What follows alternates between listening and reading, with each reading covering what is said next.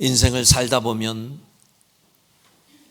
때로 뜻하지 않은 인생의 큰 위기를 만날 때가 있습니다. 개인적으로도 그렇지만 가정 가운데에도 혹은 국가에도 예기치 않은 위기의 상황이 다가올 때가 있습니다. 그런 위기 앞에서 많은 사람들은 제각기 그 위기를 대처하기 위해서 몸부림들을 칩니다. 그러면 우리 예수님을 믿는 믿음의 사람들은 인생의 위기를 만났을 때 어떻게 해야 하는가? 하나님은 오늘 본문을 통해서 그 답을 주고 계십니다. 오늘 본문을 통해서 하나님이 제시해 주시는 두 가지 인생의 위기 가운데서 우리가 취해야 할 자세. 첫 번째 자세는 절대로 하지 말아야 할 일과 두 번째 자세는 반드시 해야 할 일. 이렇게 두 부류로 나누어서 여러분에게 설명드릴 수 있겠습니다. 먼저 우리가 결코 해서는 안 될 일이 있습니다. 인생에 아무리 힘이 들어도 어떤 위기의 상황이 닥쳐와도 결코 해서는 안 될 일, 결코 해서는 안 될 그 일이 무엇일까? 하나님은 우리에게 우상을 향하여 달려가지 말고 우상을 붙들지 말라고 권면하십니다. 아멘. 아무리 힘들어도 해서는 안 될 일, 우상 숭배입니다. 하나님은 이사야를 통해서 이 본문의 말씀을 우리에게 주시면서 이 당부를 하고 계시는데, 당시에 이 말씀을 접하고 있는 이스라엘 백성들의 상황은 무척 어려운 상황이었습니다. 이스라엘을 공격해오는 주변의 국가들의 이제 공격이 만만치 않았고, 국로는 분열되어 있고, 경제는 바닥을 쳤고, 마치 오늘 우리가 살고 있는 우리나라의 모습과 별반 다를 게 없는 위기의 상황. 그러자 많은 백성들은 우왕좌왕하기 시작했고, 그 어려운 문제를 이겨낼 방법을 찾지 못해 그들이 취한 행동들은 이방 신들을 찾아 헤매기 시작하고, 우상을 찾아 달려가기 시작하고, 엉뚱한 우상을 숭배하는 어이없는 일들을 행하기 시작합니다. 많은 사람들은요, 이렇게 어려운 위기를 만나면 본능적으로 우상을 찾으려 하고 우상을 향해 달려가는 사람들이 적지 않습니다. 조금 힘든 일이 반복이 된다 싶으면 내 사주팔자가 문제가 있나, 이래서 사주팔자를 보는 사람도 있고, 풍수지리, 그래서 조상의 묘를 혹시 잘못 썼나,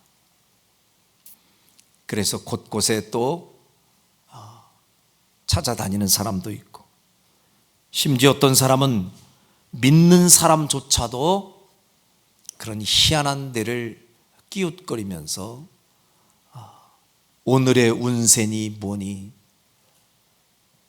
가가지고 궁금해하면서 자기의 신분을 숨기면서 무언가 그들이 조언해주는 그 내용을 듣고 싶어 하는 사람도 종종 있습니다. 우리 동네 빼놓고. 맞죠? 이쪽 동네에도 있어요? 없죠. 아무리 마음이 어지럽고 힘들어도, 결코 해서는 안 될 일, 이런 일들입니다. 하나님 제일 싫어하세요. 젊은이들 호기심에 궁금해서 뭐 재미로 궁합 본다고요? 그냥 목사가 아주 노골적으로 얘기할게요. 아주 인생 망가지고 신세 망칠 일입니다. 절대 하지 마세요. 귀신이 딱 달라붙어 아주 그냥 하지 마세요. 예전에 전주의 그 한옥마을 이렇게 지나가다 보니까요, 와, 한두 군데가 아니에요. 막 곳곳에 다 그런 뭐 운세, 뭐 사주바들입니다, 뭐 궁합, 뭐 이런 거, 생년월일만 넣고 뭐 하면 뭐 다 나온대. 뭐. 두 사람이 좋은 인연인지 아닌지 다 알려준대요. 외국인들도 한복 옷 입고서 거기 가서 앉아 있더라고요. 재미 삼아서. 뭐 하는 짓인지 모르겠어요. 두 사람이 만나야 되나 말아야 되나, 잘 어울리나 안 어울리나, 그런데 끼웃거리지 말고 저한테 오세요. 저는 돈 안 받고 기도해 드립니다. 쓸데없는 곳에 끼웃거리지 마세요. 물론 우상숭배라고 하는 것은 어떤 신상 앞에 달려가서 그 앞에서만 절하고 무속인을 찾아가서 뭐 복채내고 이런 것만 우상숭배가 아니에요. 조금 더 넓게 해석해 보면 눈에 보이지 않는 형상이라 할지라도 우상이 있을 수 있습니다. 눈에 안 보이는 우상이 더 무서울 수도 있어요. 눈에 안 보이는 형상인데도 우상이 도대체 뭐냐? 한마디로 얘기하면 하나님보다 더 사랑하고 의지하는 것이 있다면, 하나님보다 더 내 마음을 앗아가고 내 생각을 지배하는 것이 있다면 그게 우상이에요. 예를 들어 하나님보다 더 물질을 의지하고 산다면 물질이 곧 우상이 될 수 있고, 하나님보다 더 권력을 의지한다면 그 권력이 우상이 될 수도 있고, 어떤 사람은 하나님보다 더 자녀를 의지하고 자녀가 자기 마음 가운데 가득 차 있다, 자녀가 우상이 될 수도 있고, 그래서 조심해야 합니다. 하나님은 인생의 어떤 위기의 상황 가운데서도, 지금 제가 열거했던 그 어떤 경우의 수라도, 어떤 우상에게 마음을 뺏겨서도, 그 우상을 향해 달려가서도, 우상을 붙들어서도 절대로 안 된다고 얘기합니다. 그냥 권면이 아니라 명령이에요.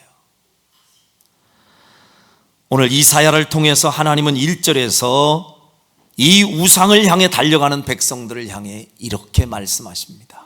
1절 같이 한번 읽어봅시다. 시작. 벨은 엎드러졌고 느브는 구부러졌도다.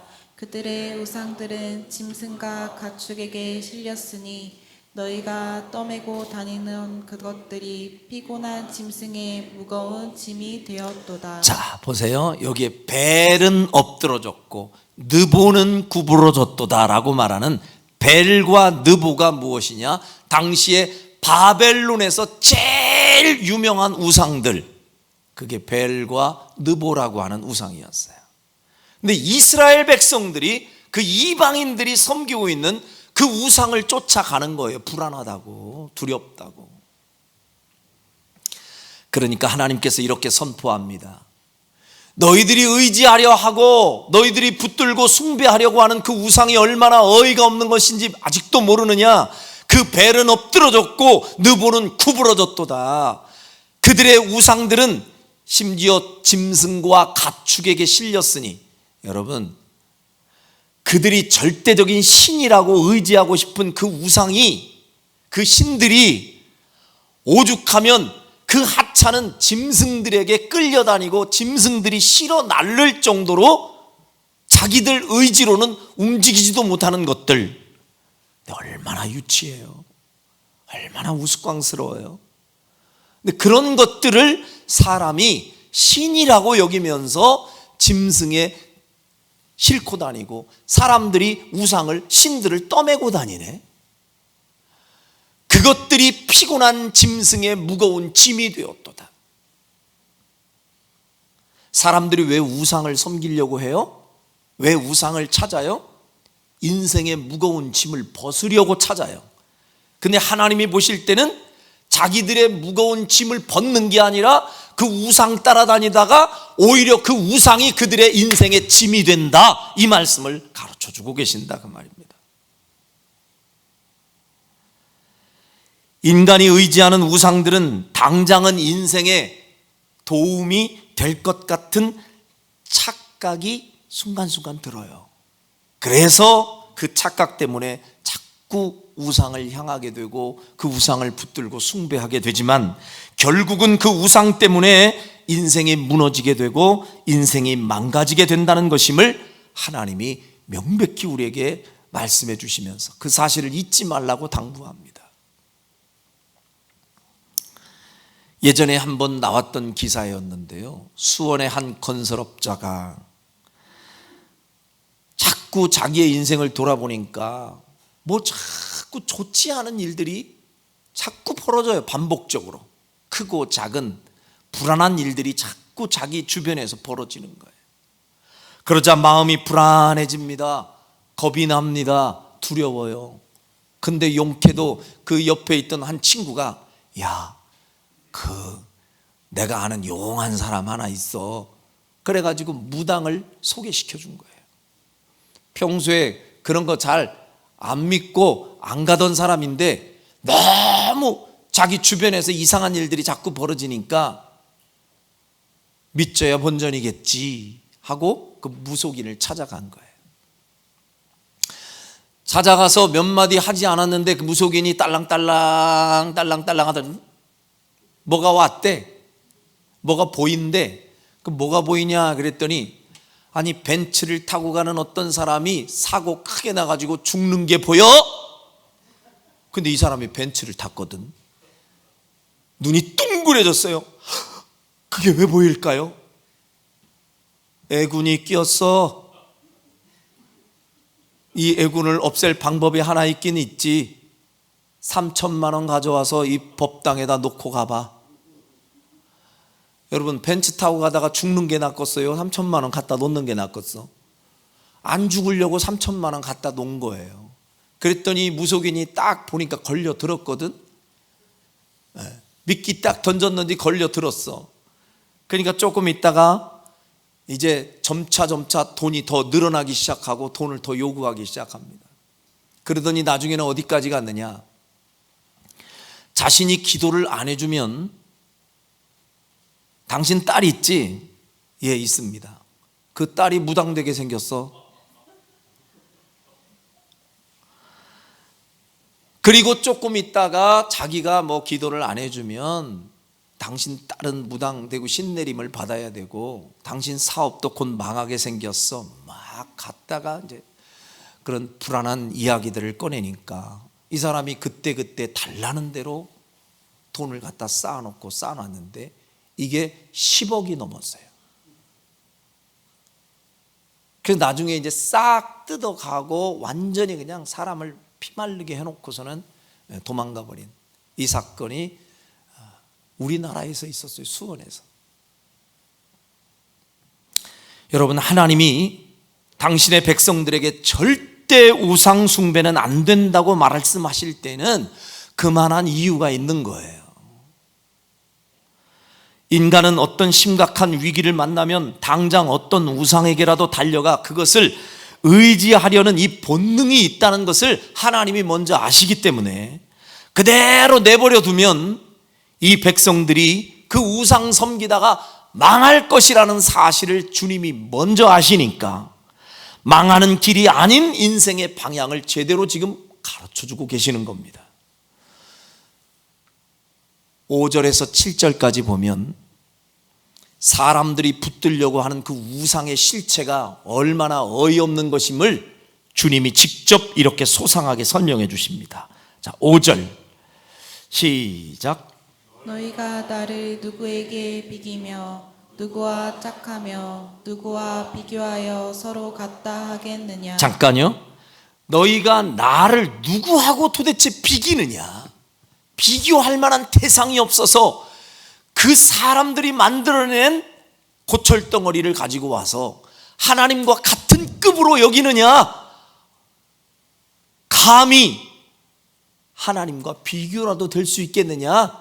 이 우상들이 이제 그리고 설명을 하시는 거예요. 6절 시작. 사람들이 주머니에서 금을 쏟아내며 은을 저울에 달아 도금장이에게 주고 그것으로 신을 만들게 하고 그것에게 엎드려 경배하며. 자, 사람들이 이 우상이 어떻게 생겨났는가? 사람들의 주머니에서 금을 쏟아내고 은을 쏟아내고 그걸 도금장이에게 갖다 줘가지고 이것 좀 요렇게 좀 만들어주세요 해서 지들이 원하는 신상을 만들어 놓고 그 앞에서 절하는 이 웃지 못할 상황을 하나님이 소상하게 보여주시면서 이렇게 해서 만들어진 우상단지들 아니냐. 그런데 그 우상이 얼마나 웃기느냐. 7절 시작. 그것을 들어 어깨에 메어다가 그의 처소에 두면 그것이 서 있고 거기에서 능히 움직이지 못하며 그에게 부르짖어도 능히 응답하지 못하며 고난에서 구하여 내지도 못하느니라. 너희들이 하나님처럼 여기면서 절대적으로 숭배하던 그 우상들의 실체가 뭐냐? 너희들이 그 우상이 가만히 놔두면 지가 혼자 움직이지도 못해. 그것들은. 그래서 사람이 어깨에 메어다가 어느 처소에 두면 사람이 세워놓으면 세워놓은 대로 이 짓을 하고 서 있네. 뉘어놓으면 뉘어져고 자빠진 대로 있고 지 스스로 일어나지도 못하는 주제. 이런 우상들을 앞에다 두고 처소에다 세워놓고 절대적인 신이라고 스스로 믿으면서 그에게 부르짖어도 그것이 너희에게 응답을 줄 수 있겠냐는 거예요. 과연 고난에서 너희들을 구하여 낼 수 있겠느냐? 그런 빈 껍데기가, 그런 고철덩어리가 무슨 의미가 있겠느냐? 주님이 어이없이 생각하시면서 이렇게 하소연하듯이 말씀하시는 거예요. 우상은 아무런 능력이 없고 우리를 결코 지켜주지 못한다는 사실을 지금 주님이 강조해 주고 있습니다. 그런데 현대인들 가운데 가장 많이 지금도 빠져 있고 붙들고 있고 의지하는 우상이 있다면 그게 바로 돈과 권력이 아닌가 하는 생각을 해봅니다. 돈의 힘을, 권력의 힘을 절대적으로 의지하는 사람들이 얼마나 많은지 몰라요. 그 자체를 신으로 여겨요. 신처럼 여긴다니까요. 하나님보다 더 의지해요. 주일날 예배 드리러 와야 되는데 예배 안 드리고 주일 제대로 일 한번 하면 오늘 100만 원 줄게. 그럼 간다니까요. 난 우리 한세중앙교회 성도들이 어디에서 주일 참석 안 하고 그날 하루 일당 100만 원 준다는 데가 있으면 과연 우리 성도님들 그래도 나는 안 가 하고 교회 오실 분? 아멘. 이거 우리 안수 집사님 크게 대답했으니까 제가 믿고. 근데 어디서 오라는 데는 없죠? 없으니까 자신 있게 얘기하시는 거예요. 100만 원 준다는 데는 없을 것 같은데. 근데 진짜 만일에 진짜 준다면 흔들린다니까. 흔들려요. 돈의 힘이 얼마나 큰지 아닌 것 같은데 막상 딱 눈앞에 있으면요 사람 마음이 흔들려요. 권력의 힘이 얼마나 큰지 많은 사람들이 그 돈과 권력 앞에서 속수무책으로 당하는 때가 너무도 많습니다.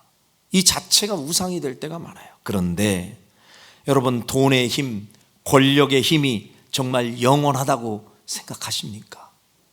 이게 얼마나 한계가 있고 무의미한 것인지, 그 권력이 대단한 대통령의 권력이라 할지라도 그 끝과 결말이 얼마나 허망하고 허탄한 것인지 먼 얘기가 아니라 오늘 우리가 살고 있는 이 시대에 지금 뉴스를 보면서도 우리가 깨닫고 목격하고 있습니다.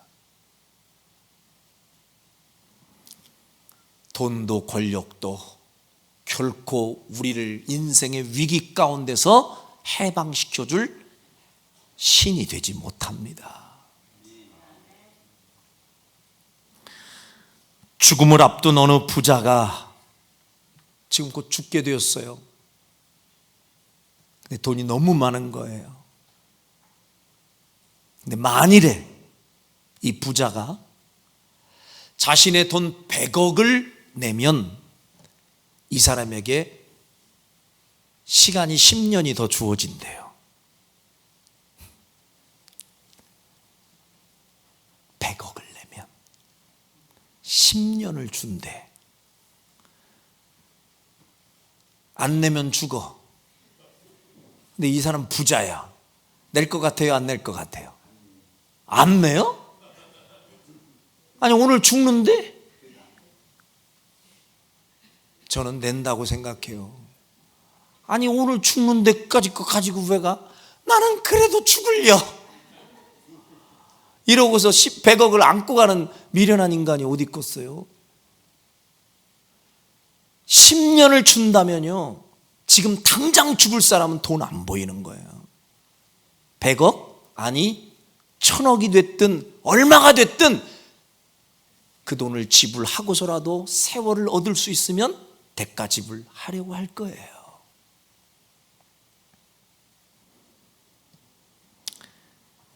(10억을) 주고 100억을 주고라도 시간과 세월을 더 늘릴 수만 있다면 기꺼이 그런 선택을 할 부자들이 지금 우리 주변에도 세고 셌습니다마는 과연 그들이 그 많은 돈을 사용하면 정말로 아무리 간절하게 아무리 그들이 애쓰면서 내가 살아보겠노라고 그 돈을 지불하면 그것이 그 사람의 생명을 연장시켜 줄 수 있겠느냐고요.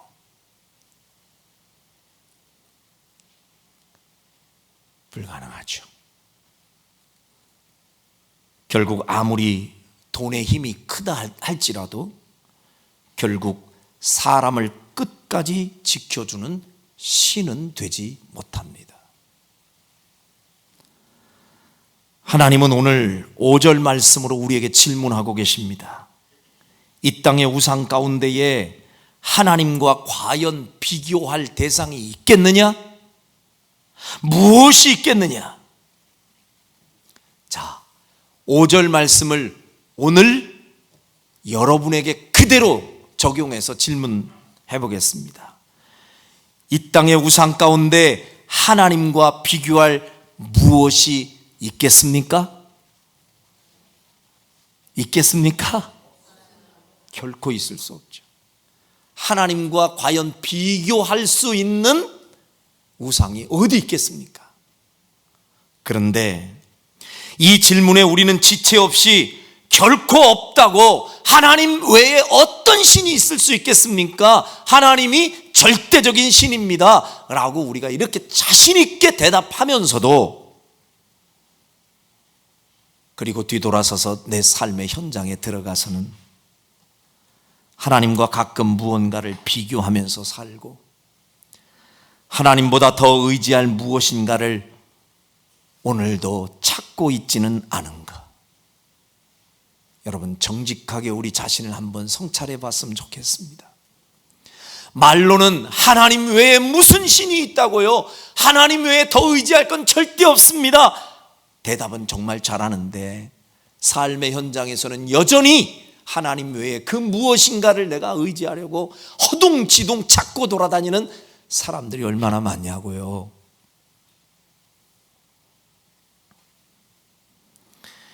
인생의 위기를 만났을 때 하나님의 백성들이 결코 해서는 안 될 일, 하나님 외에 그 어떤 우상을 바라도 보지 말고 찾아가지도 말고 의지해서도 안 되는 일인 줄로 믿습니다.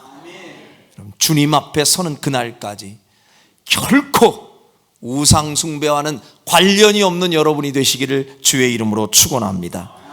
두 번째, 하나님은 오늘 인생의 위기 앞에서 하나님의 백성들이 반드시 해야 할 일, 아까는 하지 말아야 할 일, 이제는 반드시 해야 할 일, 따라합시다.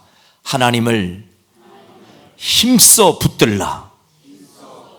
아멘. 하나님이 우리에게 요구하시는 겁니다. 인생의 위기가 있을 때 우리가 반드시 해야 할 그 일, 하나님 힘써 붙드는 일. 하나님만이 우리를 인생의 위기 가운데서 제대로 건져주실 구원자이심을 믿고 하나님을 힘써 붙들라고 주님이 권면하십니다.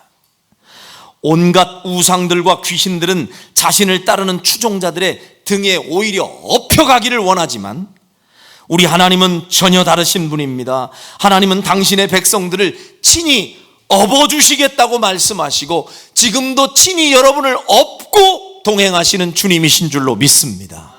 오늘 본문 3절을 확인하겠습니다. 3절 시작. 야곱의 집이여, 이스라엘 집에 남은 모든 자여, 내게 들으시오다. 배에서 태어남으로부터 내게 안겼고 태에서 남으로부터 내게 업힌 너희여, 내게 안겼고 태에서 남으로부터 내게 업힌 너희여. 우리를 표현하시기를 당신의 등에 업힌 우리라고 얘기합니다. 믿으시면 아멘. 귀신들은 우리 등에 지들이 엎어가지고 우리를 괴롭게 하는 존재들일지라도 우리 하나님은 우리를 업고 안고 동행하시는 하나님이신 줄로 믿습니다. 오늘 3절에서 4절까지요, 이 품고 업는다는 표현이 5번이나 나와요. 5번이나. 그렇게 강조하면서 내가 너를 태에서부터 이렇게 업고 품고 너를 돌보마 약속하고 계십니다. 부모의 등에 업힌 자녀는 어떤 경우를 만나도 불안해하거나 겁내하지 않고 평안할 수 있음을 믿습니다. 부모의 등에 업힌 자녀는 불안해하지 않아요. 겁내하지 않아요. 며칠 전 이 나라에 계엄 비상 선포가 발령이 돼서 뭔 일 났나, 전쟁 났나, 온 국민이 뜬 눈으로 밤을 새웠습니다. 국회의사당에 헬기가 등장을 하지 않나, 무장된 군인들이 총칼을 들고 국회의사당에 난입을 하지 않나, 듣도 보도 못한 45년 전에 교과서에서나 나온 그 사건이 오늘 지금 우리가 살고 있는 이 시대에 벌어져요. 그날도 저는 거의 뜬 눈으로 밤을 샜던 것 같고, 또 탄핵이니 뭐니 뭐 이것 때문에 지금 막 어수선한 지금 상황에도 마음이 좋지를 않고, 이러면서 우리나라의 국가의 국격이 손상이 되고 국가의 신뢰도가 뚝뚝 떨어져서 앞으로 경제가 어떻게 될지 막연하고 온 국민들이 참 두려워 떨고 있어요. 근데 지금 저 박나리 집사님 품에 안긴 하예리는 아무 걱정 없어요. 아무 걱정하지 않아요. 엄마 품에 안기면, 엄마 등에 업힌 아이는 두려울 이유가 없어요. 우리 하나님이 약속합니다. 태어나서 여기까지 오는 동안 우리를 품고 업어주신 그 하나님이 이런 약속을 해주세요. 자, 이 표현이 참 기가 막힌 표현 아니에요? 4절에 보니까, 4절에. 자, 조금만 더 읽어봐요. 시작. 너희가 노년에 이르기까지 내가 그리하겠고 백발이 되기까지 내가 너희를 품을 것이라. 내가 지었은즉 내가 업을 것이요. 할렐루야. 할렐루야. 언제까지 업어주신대요? 백발이 되기까지. 하나님이 백발이 될기까지가 아니고 우리가 백발이 될 때까지. 아멘?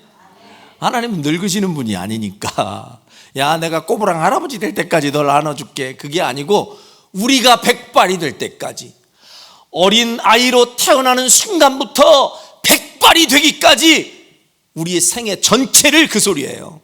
하나님이 업어 지키시고 보호하시겠다는 약속, 변함없는 약속인 줄로 믿습니다. 없는 것은 어린 시절이나 업어주는 거잖아요. 그런데 주님은 우리에게 약속합니다. 어린 시절만이 아니라 네가 백발이 되어 힘없이 쓰러지려 하는 그 순간까지도 내가 너를 업어줄게 약속하십니다. 그러므로 여러분과 제가 할 일이 있습니다. 도대체 우리가 할 일이 뭐냐? 가장 중요한 일, 우리에게 등 내밀어 주시는 주님의 등 뒤에 엎여 그 주님을 힘있게 붙드는 일, 그게 여러분과 제가 할 수 있는 인생의 가장 지혜로운 일, 가장 복된 일인 줄로 믿습니다. 그것이 우리의 살 길이요, 그것이 가장 안전한 선택입니다. 지금도 주님은 우리에게 조용히 다가와서 속삭이십니다. 뭐라 하시는 것 같아요? 주님은 이렇게 우리에게 속삭이십니다. 어부바.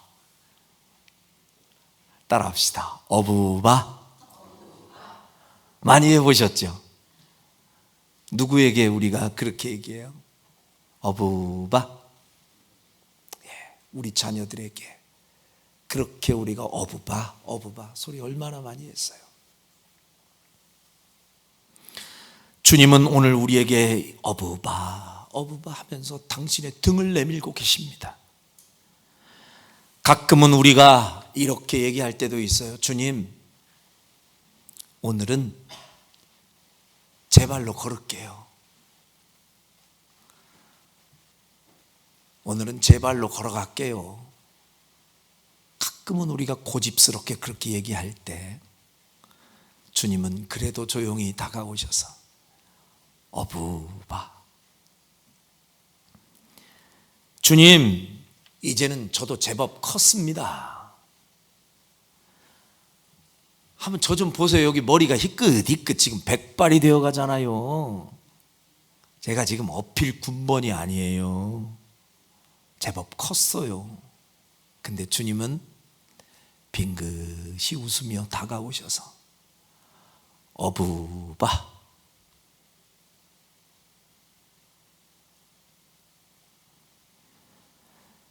예전에 대학 시절이었는데요, 등교를 하는 가운데인데 아주 잊혀지지 않는 장면 하나를 봤습니다. 제 앞에서 어떤 할머니가 이제 막 걸음마를 하게 된 어린 손주를 데리고서 손을 잡고 걸어가는 모습이었어요. 뭐 일상에서 얼마든지 볼 수 있는 장면이잖아요. 근데 유독 그날은 그 장면이 크게 보이는 거예요.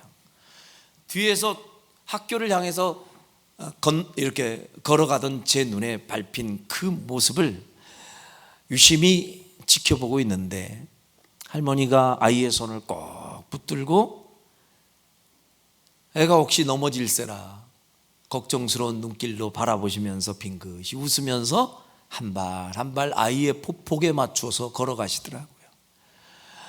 근데 너무 재밌는 장면은 그 아이가 이제 걷는 것 자체가 재미있는 거예요. 신기하기도 하고요.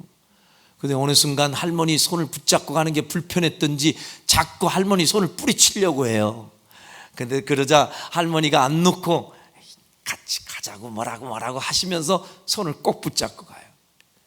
고집이 센 이 아이가 가다 딱 멈춰버리더라고요.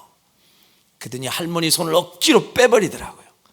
그러자 할머니가 손을 떼고는 이 아이를 이렇게 감싸듯이 잡지는 않고 이렇게 하고 가시는 거예요. 왜? 아차 하면 붙잡으려고. 근데 이 아이는 아무것도 몰라요. 근데 이제는 자유로운 몸이죠. 한바탕 한 걸음 두 걸음 신바람 나게 걸어가는 듯 했는데 아니나 다를까 뒤에서 아슬아슬하게 지켜보던 제 불길한 예상이 딱 맞아떨어졌어요.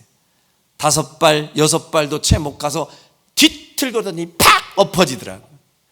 할머니가 미처 잡지도 못한 채 딱 엎어졌어요. 할머니가 깜짝 놀라 아이를 일으켜 세우면서 먼지를 털어주는데요, 웃기는 거는 그 녀석이 성질을 할머니한테 내더라고요. 넘어지기는 지가 넘어져 놓고 할머니한테 막 짜증을 내고 난리가 났어. 할머니는 웃으면서 아이를 털어주면서 아마도 들리지는 않았지만 그러니까 할머니 손 잡으라고 그랬잖아 하는 것 같아요. 한참을 땡깡을 부리는 그 아이에게 할머니가 이제는 조용히 다가가시더니 등을 내밀고 어부바 하시더라고요. 그 지워지지 않는 그 모습이 하나님과 우리 사이의 모습 같다는 생각이 듭니다. 가끔은 우리가 불편해하며 하나님 잠깐만요, 나 충분히 혼자 갈 수 있으니까 조금 내버려 뒀다가 내가 필요하다 하면 그때 와주셔요. 자꾸 함께 가면 불편해. 제가 손 떼보세요, 떼보세요. 고집스럽게 주님의 손을 뿌리치고 등에서 내려와서 나 혼자 걸어가 보겠다고 몇 발짝 걷다가 무릎 깨지고 코 깨지고 상처나면 성질을 또 왜 하나님께 내냐고. 넘어지긴 지가 넘어져 놓고 하나님 그러실 수가 있냐고. 근데 그렇게 코 깨지고 무릎 깨지고 너무 속상해서 눈물 흘리는 참 우리가 볼 때는 어리석한 우리의 모습임에도 불구하고 하나님은 혼내기 이전에 조용히 다가오셔서 또다시 말씀합니다. 어부바.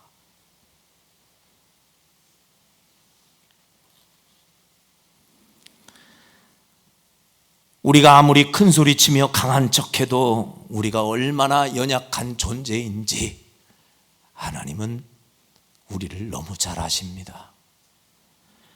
우리가 얼마나 쉽게 상처받고 얼마나 두려움에 쉽게 사로잡히며 작은 어려움 앞에서도 얼마나 쉽게 넘어지는 존재인지 주님은 우리를 너무나 잘 아시기 때문에 순간순간 다가와 또 말씀하십니다.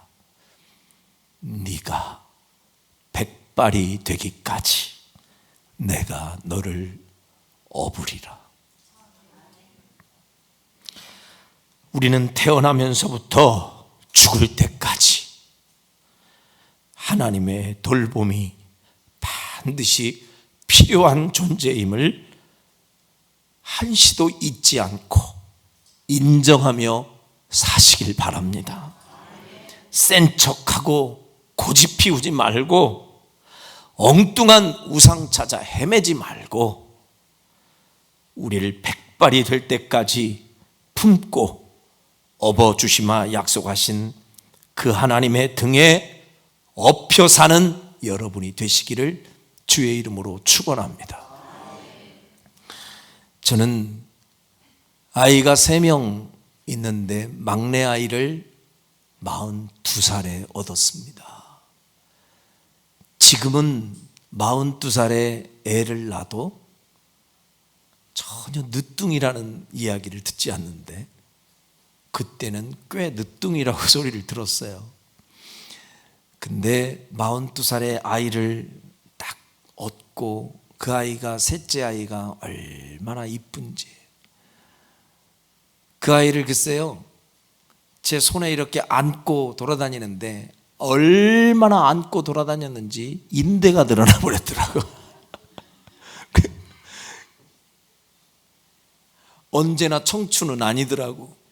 마음은 아직도 청년인데 제 육체가 버티질 못하더라고. 우리 애를 어디 갔냐? 지금은 날씬한데 그때는 제법 몸무게가 또 나갔어. 그리고 이게 인대가 늘어났어요.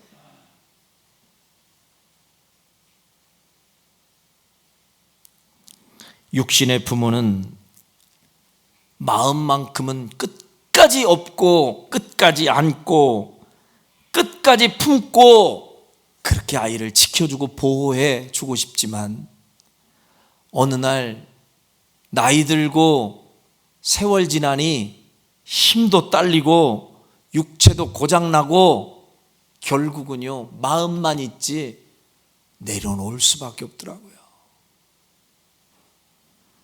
그러나 우리의 하나님 아버지는 우리가 백발이 될 때까지 힘 떨리고 피곤하고 지친다면서 좀 내려와라 말씀하지 않는 하나님이신 줄로 믿습니다.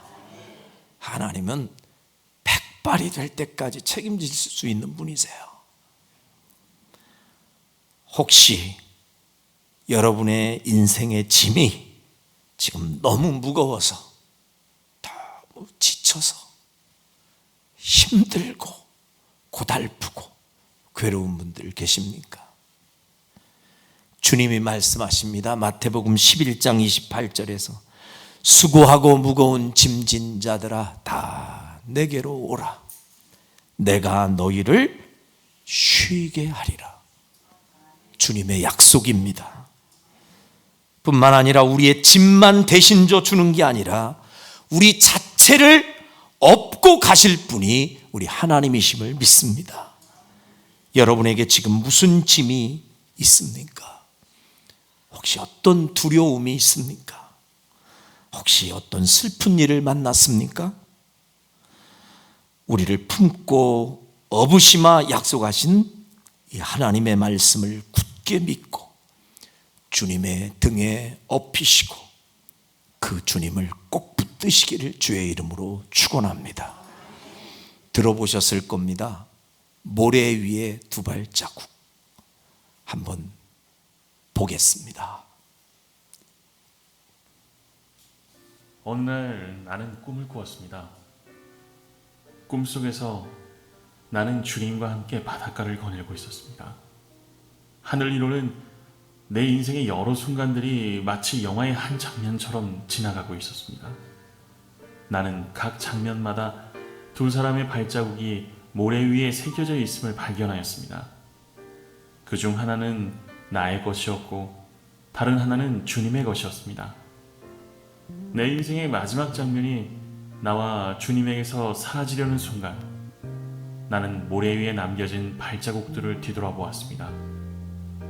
내 인생의 행로에서 여러 번 오직 한 사람의 발자국만 남겨져 있음을 발견하였습니다.